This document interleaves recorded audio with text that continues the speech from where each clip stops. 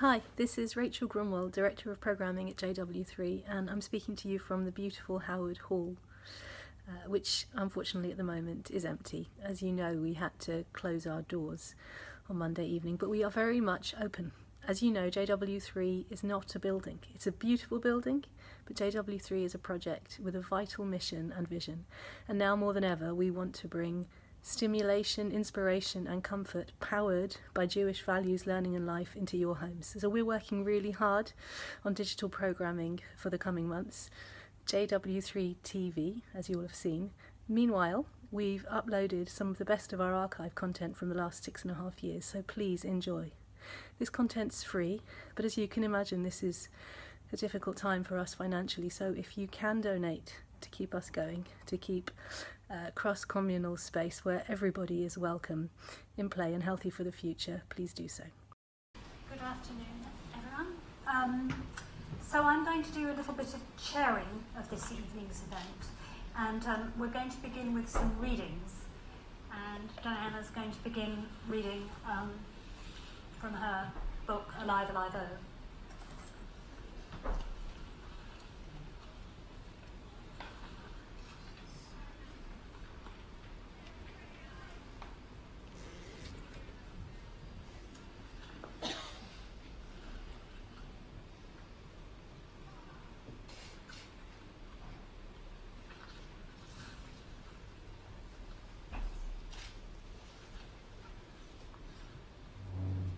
Shall I just start?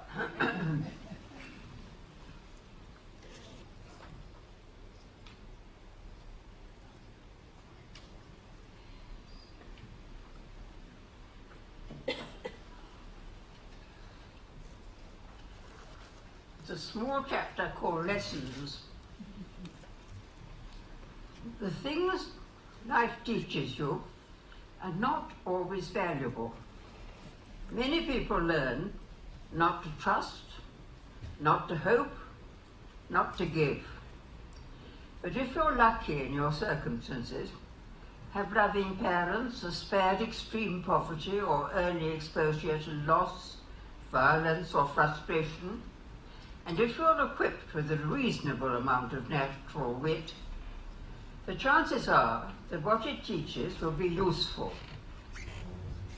I, for example, am convinced that two of the things I've learned have contributed a great deal to the fact that looking back on my life, I see it as being, in spite of various setbacks, a happy one.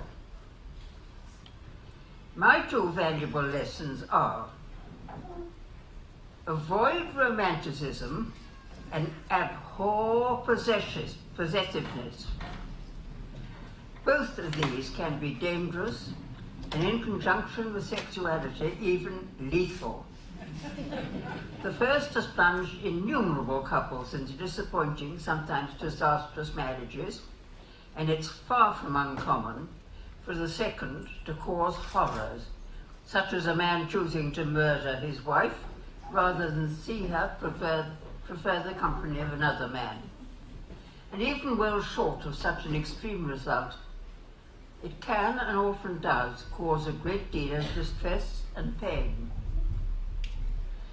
It was fairly easy for me to learn both these lessons because I have a prosaic personality and little natural inclination towards possessiveness.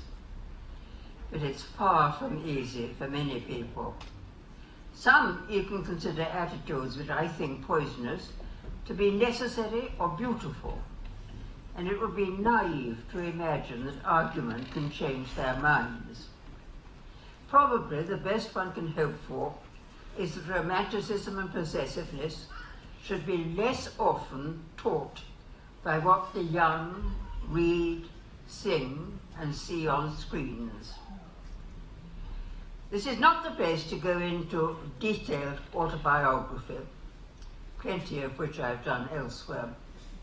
But my beliefs were learnt from my own experience, so that experience has to be sketched in. I can say, therefore, that the most valuable relationship of my life, lasting for 40-odd years, because neither my past lasted for 40 odd years, because neither my partner nor I was possessive, nor were we romantic. We just happened to know and like each other well enough to talk and listen without inhibition, and to recognize that we could do this from our very first meeting, which appears to me to be the necessary bedrock for love. What Barry and I had between us began when I was 43, passed through years of sexual harmony and others of solid friendship, and ended only when he became too ill, and I, approaching my 90th birthday, too old for us to carry on. At that point, luckily for both of us, he was rescued by a loving niece who swooped in and carried him off to spend his last days in his native Jamaica. My body recognized my relief at this before my mind did. For months, I'd been enduring a lot of pain from what I thought was rheumatism. 3 weeks after he left, I suddenly realized the pain had disappeared. Quite unlike this relationship was one that hit me when I was 23 and extremely vulnerable because I was recovering from heartbreak. I had fallen in love at the age of 15 with Tony, to whom I became engaged when I was 17. That, surprisingly, was a sensible love because we suited each other well.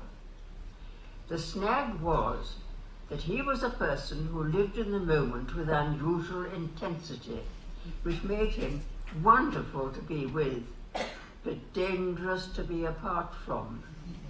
And apart we were when he, who was in the Air Force, was posted to Egypt, and I decided that I was enjoying my last year at Oxford too much to give it up, so that instead of getting married before he left, we would wait until that year was over. And then the Second World War began. Knowing him as I did, I could never blame him for falling in love with the girl who was in his present moment. But I did suffer greatly from the way in which he abandoned me by simply going silent without explanation for 2 years. It was a miserable ordeal and felt like the end of everything because I had never foreseen any future for myself other than marriage.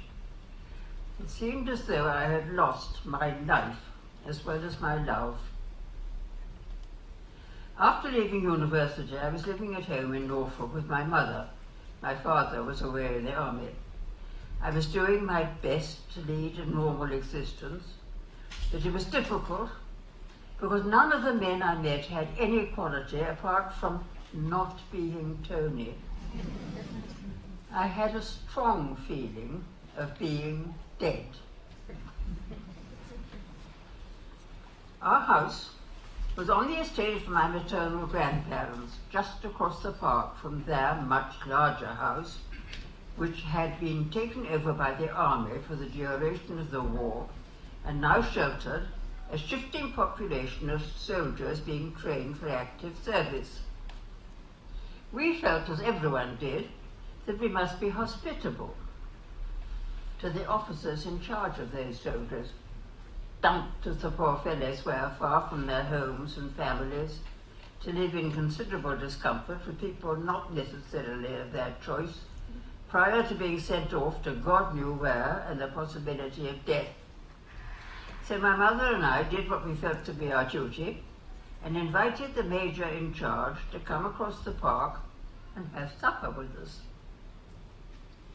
The man who appeared, called Stephen, was in his mid to late 40s, extremely tall, extremely good looking, and it soon appeared from a background similar to our own. Country people, but civilized country people whose involvement with their horses and dogs didn't prevent their houses from being full of books. He was Irish, but his job in peacetime had been housemaster in one of the smaller English public schools. He was easy to talk to, and obviously pleased to have been rescued from loneliness by people who turned out to be congenial.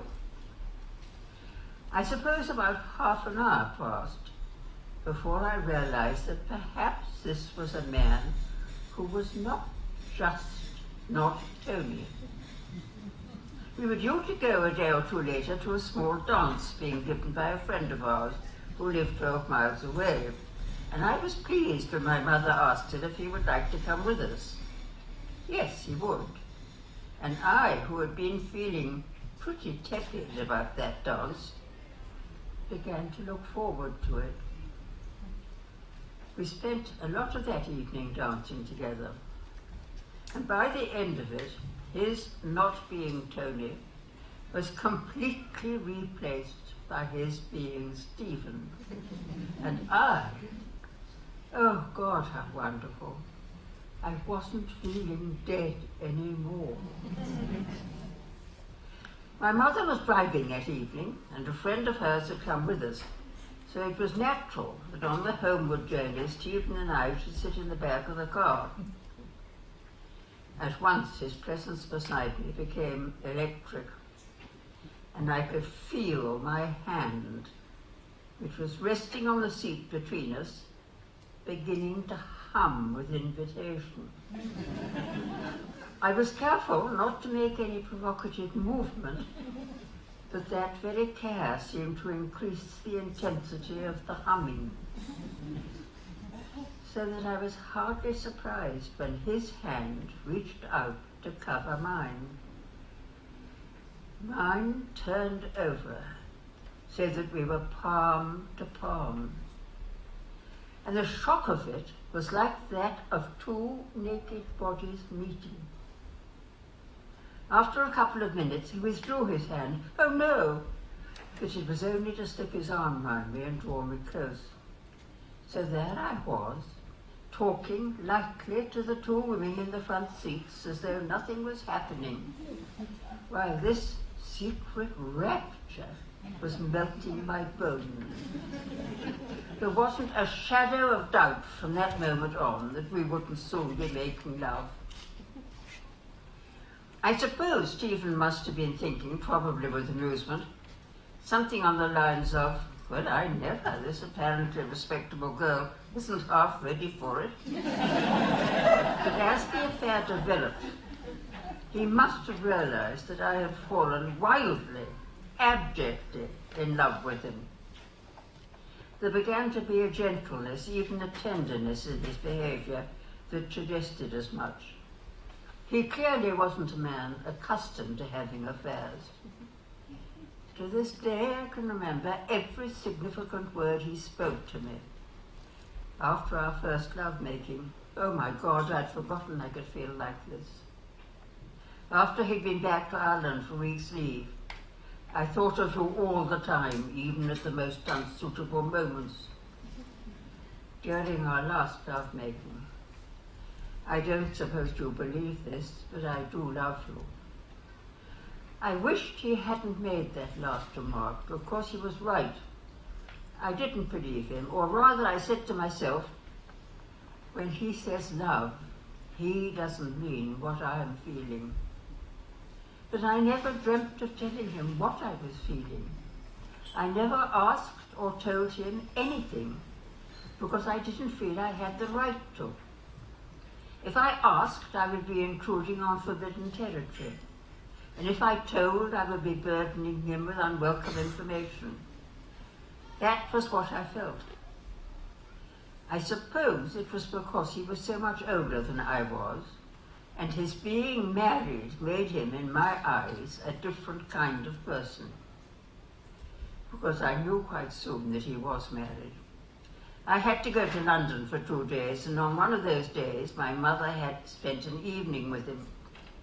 Although I thought I was being cleverly discreet, I don't doubt that she could see my enraptured condition only too clearly. When I got home, she said, "Darling, you do know that Stephen is married, don't you?" Yes, of course, I snapped and went quickly out of the room before, so I hoped you could see that I was lying. I went upstairs and shut myself up in the lavatory. Well, now, I said to myself, what's going to happen? I suppose I ought to stop this quickly while I still can. And the answer came instantly. I'm not going to. It will end in tears. I know perfectly well it'll end in tears, but so what? I don't care. I simply don't care. Nothing on earth is going to make me give this up. Our affair was short, a matter of a few embraces in the backs of cars and on woodland walks, and only 2 blissful nights in bed together, before the army spirited him away to who knows where, wartime destinations were always strictly secret. After which, only 2 letters and a sadness that was made more shattering by my mother finding out everything. Fortunately, I was able quickly to get a job that took me away from home, thereby allowing her and me eventually to recover our mutual respect and love. I never dared to suppose that Stephen would think of getting a divorce and asking me to marry him. But if he had done so, I would certainly have said yes. And if he survived the war, oh, how I hope he did, that wonderful, awe-inspiring being would have turned into an Irish schoolmaster in the most boring kind of school, and I would have become a schoolmaster's wife. And that, very probably, would have ended in disaster. Such speculation is, of course, idle, but I was going to learn for a fact that I'm not good wife material, so I can't deny that it could have happened that way. I used to suppose that my unwifeliness was the result of suffering early and discouraging misfortunes in my love life, and those may indeed have contributed to it. But now I think that I could not have slid into it so easily and totally without discomfort, unless there had been an innate disposition towards it. There had always been a lack of maternal instinct. As a child, I despised dolls, and later I remember thinking, when looking at a small baby, I'd much rather pick up a puppy. That shocked me deeply. Tony had enjoyed imagining the children we would have, and I had recognized my own lack of enthusiasm for this game, but not how deep it went. I quickly told myself, after the puppy incident, that once I had a child of my own, no doubt I would love it. That must be how it works, so stop worrying. Perhaps I was right about that. Perhaps. It is true that when in my 40s my body tricked me into pregnancy, I did experience intense happiness. But to this day I am disconcerted by the speed with which I recovered from miscarriage. I expected something far worse than the one dreary little dream I had soon after leaving the hospital. And I never had a single wistful thought about that lost child. I suspect that a streak of beady-eyed detachment that I can detect in myself steers me away from very strong emotional commitment. The role that seems to me most comfortable is not that of wife, but that of the other woman. And in that role I'm good, because I've never for a moment expected or wanted to wreck anyone's marriage. What I was really happy with was a lover who had a nice wife to do his washing and look after him if he fell ill, so that I could enjoy the plums of love without having to munch through the pudding. That was what I had during the first 8 years of my relationship with Barry. As soon as his wife divorced him and the munching began, clouds began to gather, to be dispersed in a way which must have appeared to onlookers quite odd. I ceased to want him as a lover. He found someone else who did. She moved in with us and became my best and closest friend, which she still is. And for the next 6 years, we three lived together as happy as could be. She, Sally, was much younger than we were, so eventually she decided to move out and get married. By that time, we were so firmly knitted together as a family that we didn't lose her. We simply absorbed her husband. And in the years that followed, they and their 2 children could be relied on to help us to keep going. Because gradually we did need helping. Barry's health began to fail and he got iller and iller. I got older and older. By the time my 90th birthday was approaching, looking after him, well, I remember thinking, talk about munching, I might just as well have been a wife all the time. It is blood-chilling to think of all the old couples who have to plough on together without our luck. That luck consisted partly of the support we received from our beloved family, and finally even more from the generosity of Barry's family. When he was rescued by them, so was I. Those long years we spent together were, in spite of their sad end, thoroughly rewarding as far as I was concerned. During them I was able to enjoy a relationship by living my own life and discovering myself, as I don't think I could have done in an ordinary marriage, where very often a woman's happiness, or at least contentment, has to be won by learning to shape herself into a good fit in another person's life. And a marriage plunged into while blinded by an abject romantic passion such as mine for Stephen, well, one can't be sure that I would certainly never bet on its working well. So when my mother told me that Stephen was married, ought I to have erased the possibility of disaster by being sensible?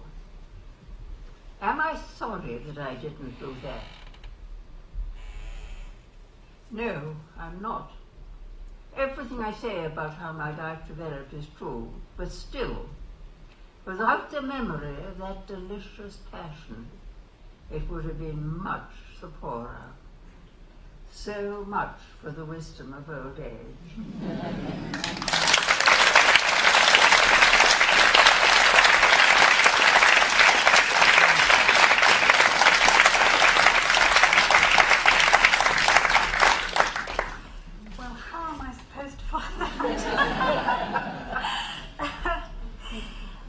My book's going to sound terribly gripey after all the wonderful joyousness of Diana's reading. I'm going to read you the beginning of a chapter towards the end of my book, which is about a friend of mine who didn't live to see 50. I'm going to hear you with difficulty. I'll read as loudly as you can. I'll read to you, Diana. On a warm summer's evening in July 2014, we gathered. Our chosen venue, the cafe beyond the Rose Garden at London's Regent's Park.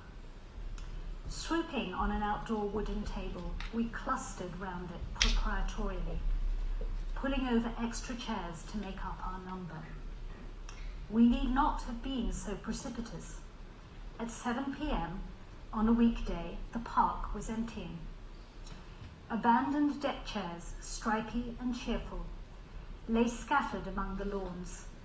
Gaggles of texting teenagers drifted lazily towards the park gates, hijabs flapping on the evening breeze.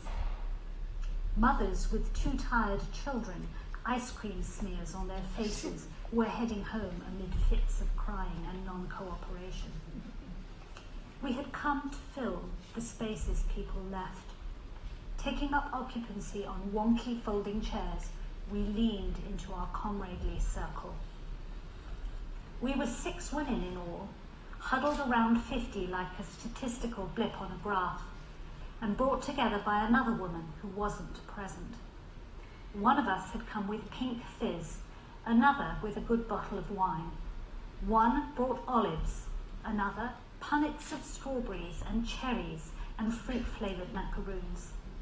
It was to be a celebration of sorts, a nervous, high-hoped commemoration of our absent friend. Popping the cork on the fizz, we giggled as F pulled from a carrier bag half a dozen plastic glasses with separate plastic stems that screwed on. This was shaping up to be a DIY affair, a picnic, but at a restaurant. It must be against the rules to bring your own booze, said W. Perhaps it is, I said, but this is important. Kirsty wouldn't like us breaking the rules, don't you think, said F, testing out the feel of non-compliance. She would have worried about it. Since we'll be ordering food in a minute, I doubt anyone will mind, said T. So the fizz was poured and the plastic glasses clinked, or clocked, as we toasted our friend Kirsty, dead now for exactly 1 year. I had been dreaming about Kirsty, dreams that felt tangibly real, in which she hovered near the ceiling of my bedroom, cross-legged like a yogi. Through her, I could see the ridged cornice work, but that didn't seem to be of consequence. Instead, there was an overwhelming sense of presence, like a concentrate, that penetrated my sleep so completely that I half expected on waking to find the walls smeared with ectoplasm, Ghostbusters style. Garrulous and offhand, this diaphanous Kirsty was full of ideas and advice and jokey admonishments. Talking 10 to the dozen and with great insistence, she opened up unseen perspectives on my problems, dancing lightly round them with a rapid-fire, sing-songing ease before swooping in for an acerbic kill.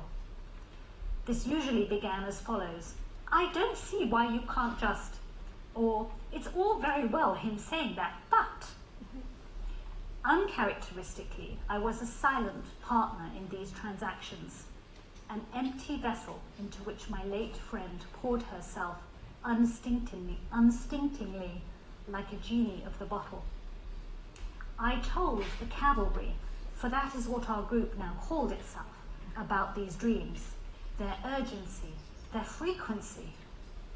From a cluster of loosely associated acquaintances in orbit around Kirsty, her decline and death had turned us into solid friends. We had got into the habit of exchanging information about her, initially because information was so hard to come by, but later as a way of inflecting things back upon ourselves, and so confiding my ghostly visitations came easily. W asked if the dreams weren't upsetting. They weren't. They were warming, heartening even. The Kirsty Milne of my dreams, witty, astute, and teasingly provocative, felt more alive than ever. She was Kirsty squared, Kirsty to the max. She took my problems one by one and detonated them. Far more disturbing to me were the bureaucratic hauntings. I would get the occasional email in my inbox from a PR professional called Kirsty Milner, its arrival never failing to deliver an unpleasant jolt. And every so often LinkedIn would invite me to connect with Kirsty Milne, and some horror house impulse would impel me to open the invitation, whereupon instead of the photographic portrait I was expecting to see, there would be a whited out silhouette of a decapitated head. F explained how, at a social gathering a few weeks earlier, she had been describing a holiday that she and Kirsty had taken together in Italy some days before. She had grown flustered upon finding that she couldn't recall many significant details beyond the clear lineaments of the trip. Kirsty would have remembered them, she said. But there was no way now to retrieve those missing memories. F would be the keeper of a half memory, something spoilt that would continue to decay with time. This is not the sort of loss we tend to think about in the ordinary run of things, But when your friends die, as my mother's generation knows all too well, they take a portion of your memories with them. We munched our olives, green and meaty and salty, and we talked about what a good idea it had been to meet like this, because it had been a year, although it didn't feel like one, neither the speed with which it had elapsed, nor the perverse nature of what it marked, a black anniversary. And Kirsty so very much did not want to be forgotten. By the end of an evening of reminiscence, stuffed with stories dating from before her illness, and supplemented as we replenished our supply of wine by stories from the cancer years, it almost felt as if Kirsty was among us, except she wasn't. So we decided to meet again every year to hold an annual unforgetting.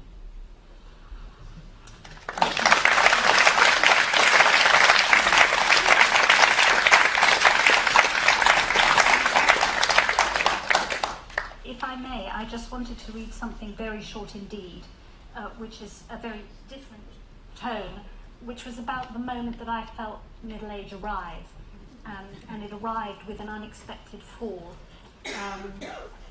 I sort of got out of bed in the middle of the night and fell flat on my face and bust open my eye, and it was all a bit messy. And so this is an account, very brief account of the next morning, sort of how I processed that fall.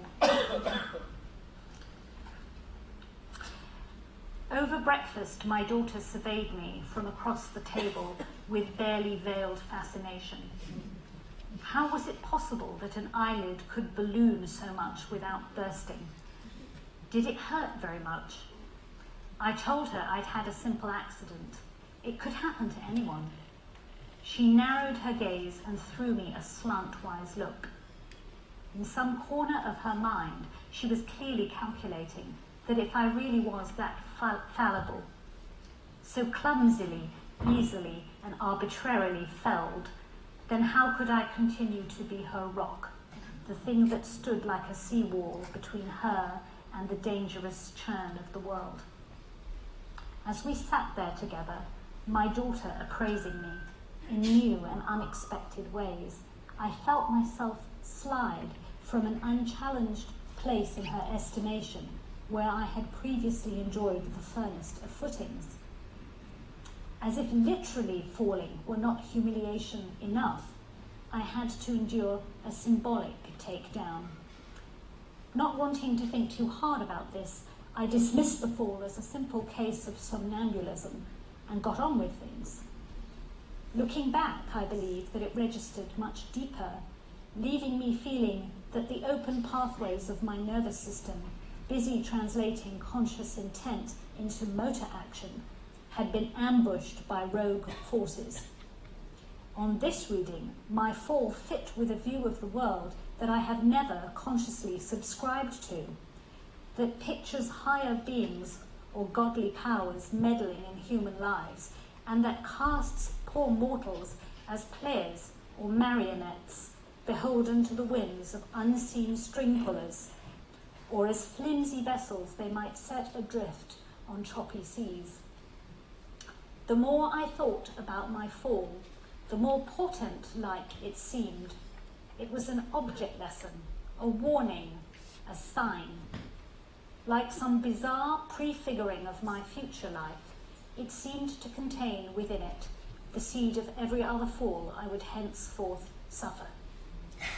In a sudden moment of clear-sightedness, I saw a future unfold before me along a path strewn with props I wanted nothing to do with. Walking sticks, crutches, braces, wheelchairs.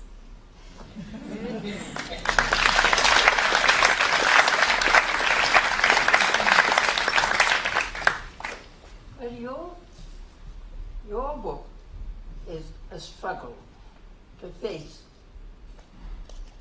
a very conscious awareness of growing old. And you see 50 as this terrible age. Because for me, life began in one sense. You know, my own life I've lived lots of other things, but I was working until I was 75 in an office. When I retired and started doing my own writing, it was as though a whole new life began. And also, in fact, another love affair began when I was young, and went on for 7 years. So 50 to me was nothing. And it's even less now. Because I sit there at lunch and look around the room. It's quite interesting. When I first went into this old person's home where I live, during the first week, there was a moment when I felt a gloom. I looked round and I thought, oh God, I was going to be living entirely surrounded by old people. I look at people anymore. I see them as so and so and so and so and so and so.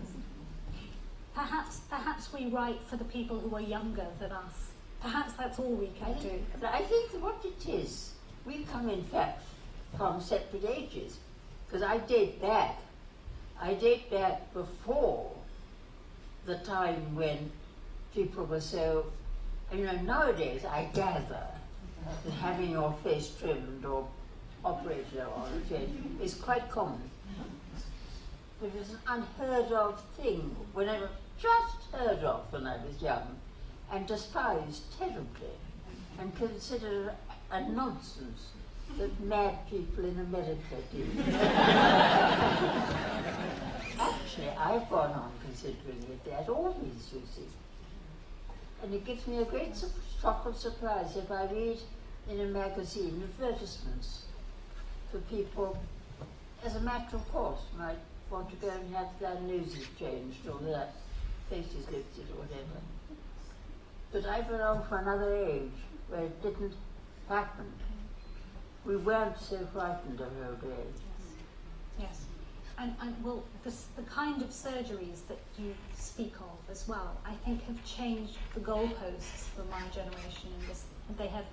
They've given rise, if you like, to a paradigm of agelessness. So now they've halted the aging process so that we're not supposed to age. We're not supposed to kind of make space in our minds for aging. We, as women in magazines, are not supposed to. I think that actually, if you walk down a crowded Oxford Street, if you were suddenly to wipe out every woman in that street who had had surgical work on their faces, you wouldn't lose many people. I think that a great many ordinary people still don't do it.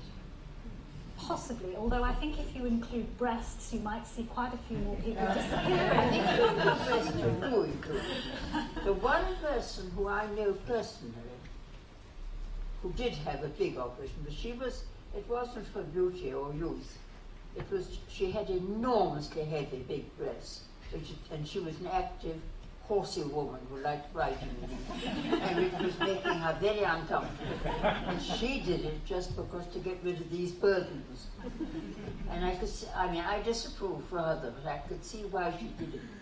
And she was much happier after she'd done it. Not because she was more beautiful, because she was more comfortable. I'm not sure that women who have surgery do it now because they think they're going to look more beautiful, but because they're terrified of getting old, and because they need to read your books, basically.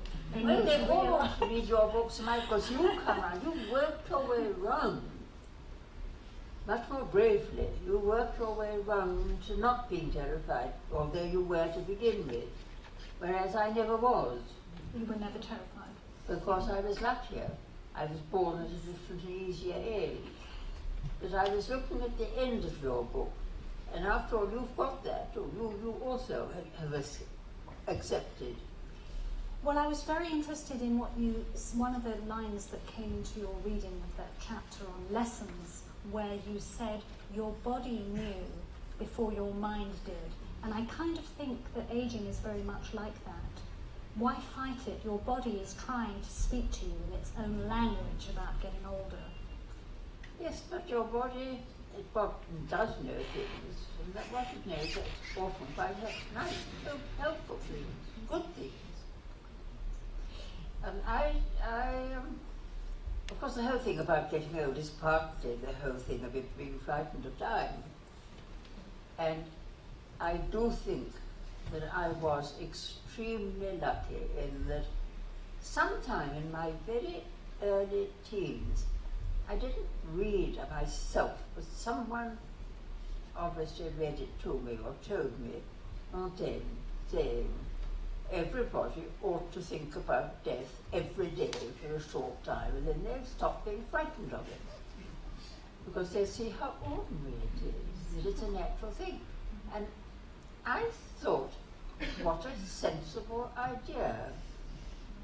So, in fact, although I didn't do it every day, I did start thinking quite often about the fact that there isn't a single living thing that doesn't die.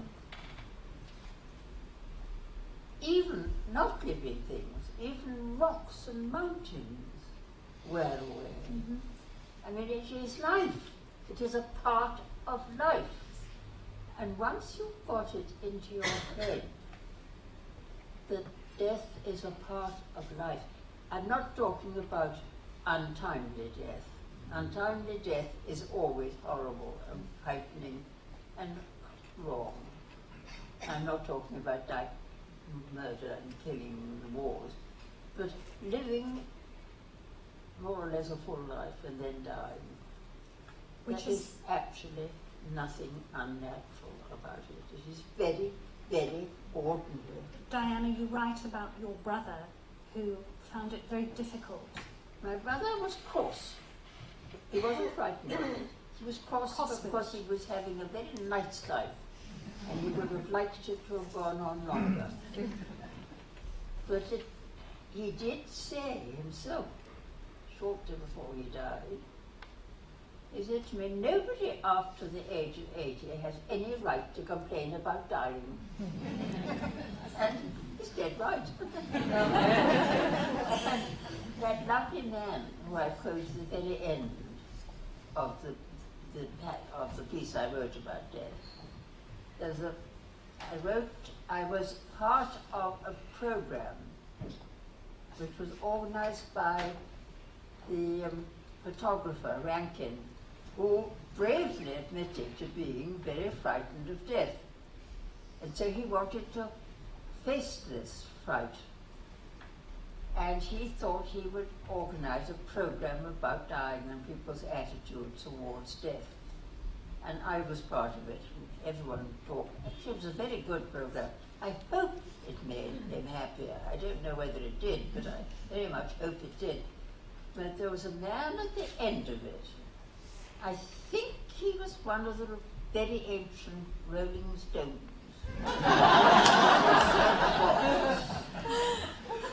For thousands and thousands of years before I was born, I didn't exist. It didn't worry me in the least. I don't see why it should worry me if I go back into non-existence when I die. And everyone who heard it roared with laughter, including me. And I thought, well, he was perfectly right. I wanted to ask you about memoir, about the business of writing your own life, because you've written several memoirs, all of them glorious, and in my mind they sometimes merge. The books get a bit confused in my mind because you have this wonderful way of kind of writing succinct chapters about different episodes of your life. And I have two questions for you about this ease with which you slide along your own timeline. One is, as you've confessed yourself, that it's sometimes very tempting to rewrite the past to make it better, which is a storyteller's impulse, I suppose. And the other thing that I wondered, when you look back on your life with a view of identifying moments that you want to write about, do you sometimes think, or are you tempted equally with the story maker's mentality or impulse to think about... Never. It's funny, it hasn't ever worked like that. I have never planned a book. I have never in my life said to myself, I'm now going to write about X. It's happened. I started writing and it's turned out to be about X. And because of that, I really can't answer that question. It's been a very deep, I know why in the end. I do know that I have done it.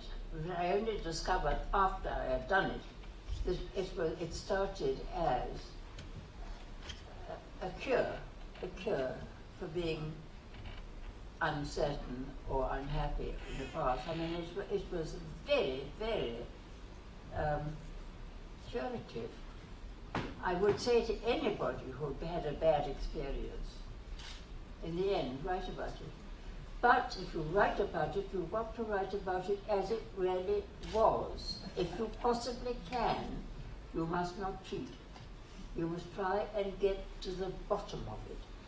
There is no excuse for writing a personal memoir unless you do try and do it honestly. Which leads me on to the next question, which is, have you ever felt a tug between the necessity to be honest and the necessity of protecting people that you write about? What one writes, one has to leave out quite a lot about other people. I think you can be as honest as you like about yourself, not about other people while they're alive and can know. You must not write about other people in the way they hurt them. Do you also, do you feel sometimes a need to protect the dead too, because after all they can't answer back? I have a faint feeling. I have written things about my mother which have made me feel uncertain, because she would not have liked it. Because I thought, well, and what these things about her was a part of our life as well. So it was quite, I don't think it was wrong, but I certainly wouldn't have done it in her lifetime. These are careful calibrations. You talk as well about, you mention that you were blessed with a beady-eyed detachment that allowed you to sort of really see things for what they were and not to fool yourself. You certainly strike me as somebody who could not be fooled. But I wonder whether there is so much joy for life in this book. It's so visceral and emotional and sensual that I wonder whether there is another nature in you, Diana, that coexists with the beady-eyed detachment. But I don't know about that. I mean, there is so much in life that I like. It narrows now, for instance, it narrows down the amount that I can read the newspaper. I really can hardly look at the newspaper now. Quickly go through, it's a nice murder here. Because of course, the horrors, the awfulness of life. And one of the things that makes me very grateful about being so old is that I shall soon be dead. I shall soon be dead. I don't really have to worry, because I won't be there. I won't have to see the consequences of all this stupidity that's going on. The amount of stupidity, what is so dreadful is that human beings can be so clever in one direction, so brilliantly clever that they can send little machines out beyond space, and the things they can do. And they can recognize bad things so clearly, but they still don't avoid them. That really kills me. People are like that. You don't think it's an inevitable part of our nature? Well, I think we just haven't evolved very far yet. On that note, can I open the discussion out to the audience? So Yes, if, please. if you've got any questions to address to Diana, I'll just repeat them to her. Is there a roving mic? Ah, great. I can't see really the hands, so if you want, do you want to? Can people help? Is there any way they can make themselves heard? I'll repeat the questions. I wondered whether you would like to be alive in 10 years' time, Diana. The question is, I wonder whether you'd like to be alive in 10 years' time. No. No, I don't want to be alive in 10 years' time. I do want to see another spring, if possible. That I would really be sad if I miss another spring. Another spring. But I don't want to be here in 10 years' time. Not at all.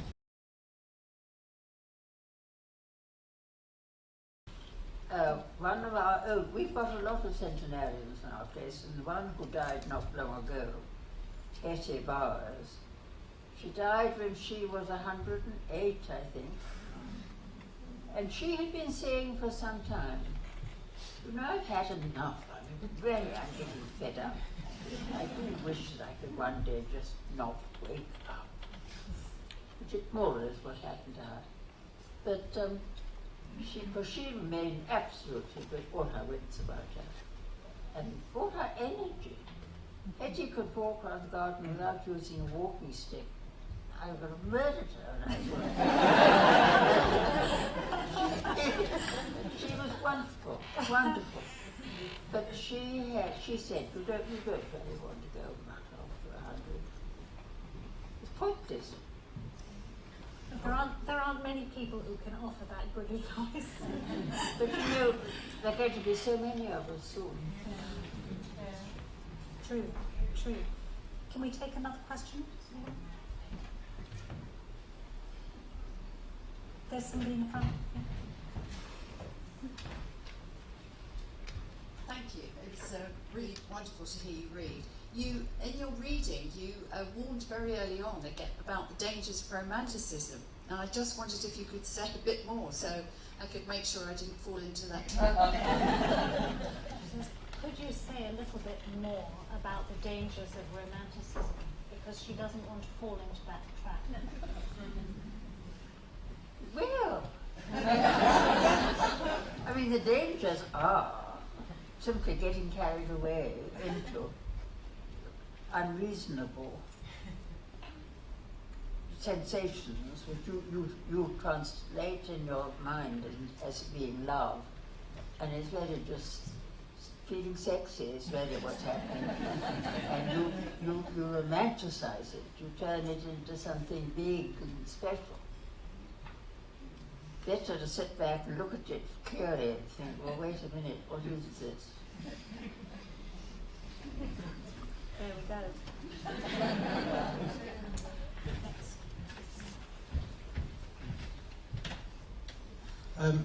I'd like to go back to an earlier book of yours called Instead of a Letter, I think.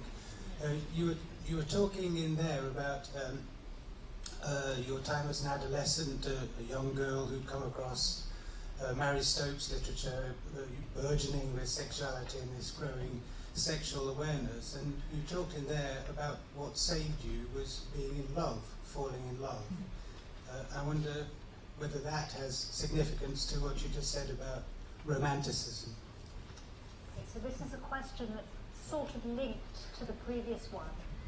So from someone in the audience who read in a previous book Instead of a Letter, where you talk about Mary Stopes and an awakening to this idea of kind of sexuality and sexual identity, and he's saying, how does that sit with this view you have of romanticism? Is that right? I don't quite know how this follows. I mean, the bit where I discover. Oh, I'm sorry. Yes, he said that, and yet you also say in that book that falling in love saved you. And so, how do those things sit together? Well, falling in love. Oh, I can't remember where I said it. In instead of a letter? That would have been at what stage? When I fell in love with Tony? Yes. Yes, well, that, if it had worked,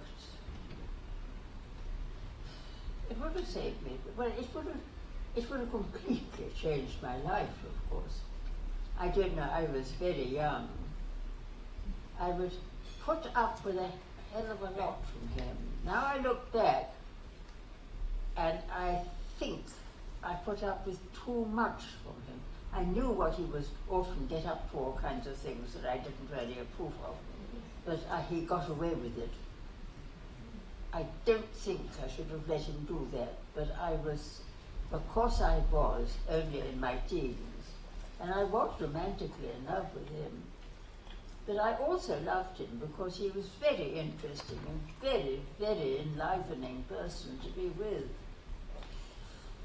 So it sounds to me like you're saying that if you had that choice to look back and rewrite history, that you would not choose the happy ever ending conclusion. If you had the choice to go back and rewrite that love affair. I don't believe in the happy ever ending, actually. Now, you see. So I think I believe in making your own life and learning things. And I mean, I now look back on my life and I feel that I had a happy life because it's become happy. Because there's so much about it that I enjoy. But I don't believe that any marriage would have necessarily ended up as the answer. I have your answer. Any other questions? Children might. Sadly, we're going to have to leave it there. We've run out of time. Ladies and gentlemen, I'm sure you would like to join me in thanking both Diana Athill and Marina Benjamin for inviting